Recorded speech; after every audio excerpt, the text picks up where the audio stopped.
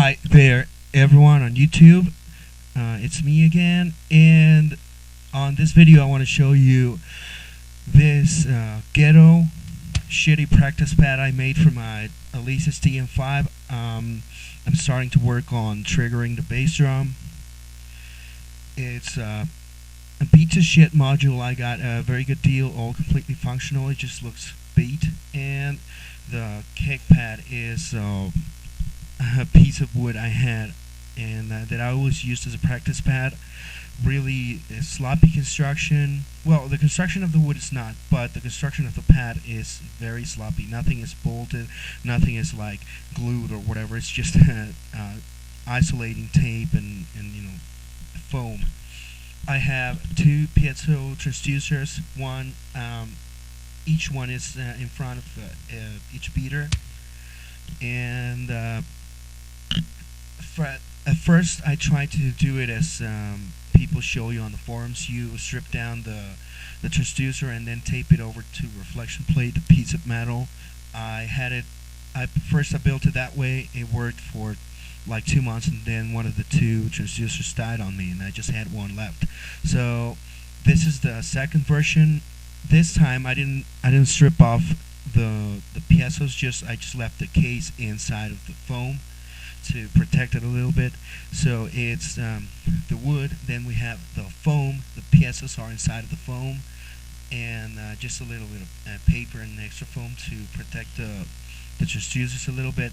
And then I have this, which is like a piece of rubber from a car tire cam, and this is a towel to make it feel like not so I don't know, like a piece of cardboard.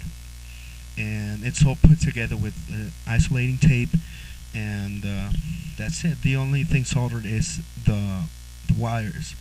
Now, I've used this for quite a while. I've actually taken it out on gigs. It's to me more comfortable because I don't have to carry around the kick drum, and for recording, it doesn't make it's not loud, and it's easier to mix because you don't have the kick drum getting inside of this microphones here.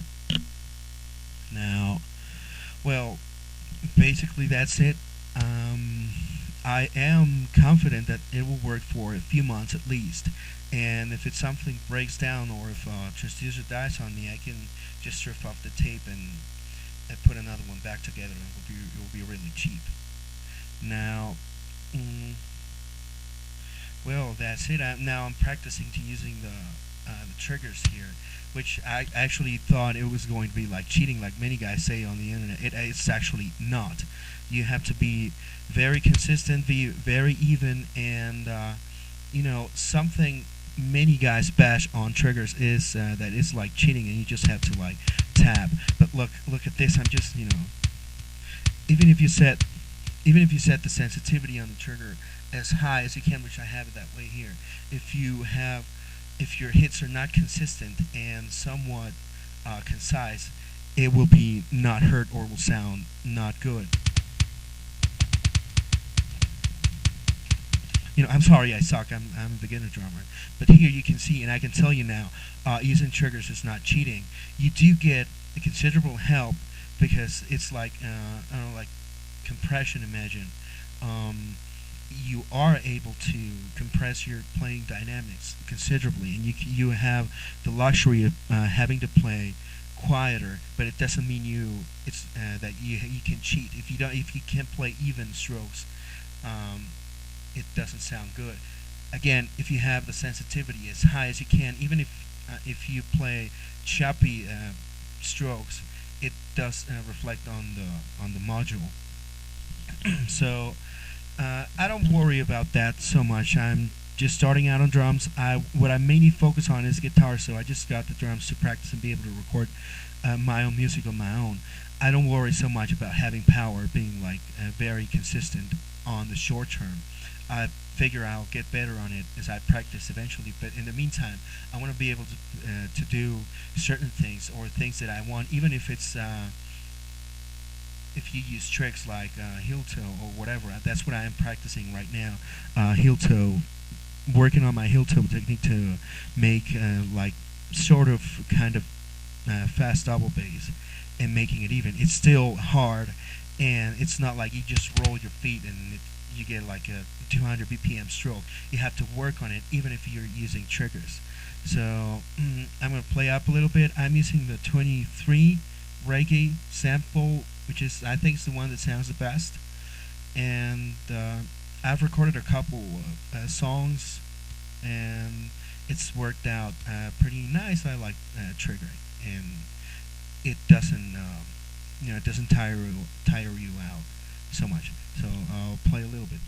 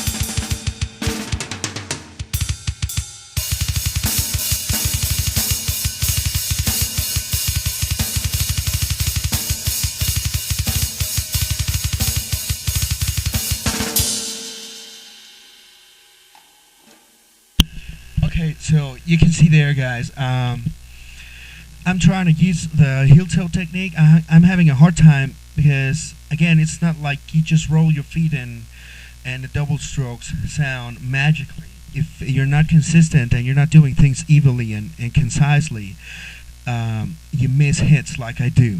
I have a problem with my left foot. My technique is, I don't have the proper power to have the double stroke very concise. So the module doesn't pick up, and the sensitivity is actually pretty high. So it's not it's a technique problem, not a sensor problem. Again, that's to kind of show you how you cannot cheat with triggers. It's a similar concept to guitar distortion. You have like a super compression, you can do many things and many little sounds that sound amplified, but it doesn't mean that you can cheat. You actually have to take care of many things. Like here, if if you set the sensors really very sensitive, like in order to do like this and cheat, if you hit hard, you can get false triggering, and many things you have to work on. So you do need like a very clean technique. Again, I'm a beginner drummer. I know very little about double bass. My double bass is very bad, and I switched from an acoustic kick drum to this triggers, and I cannot do it. So there you go. You don't triggers are not cheating. And well, that's basically it. Thank you for watching, and sorry for my shitty playing. Again, I'm starting out, but I just wanted to show this, and maybe someone could use it. Maybe useful for some people who are trying to make their own homemade triggers and are looking for a useful formula to make a reliable pad. This has been reliable. I didn't strip off the piezo transducers, as everyone says. This way you can protect them, and the hit is also transferred over.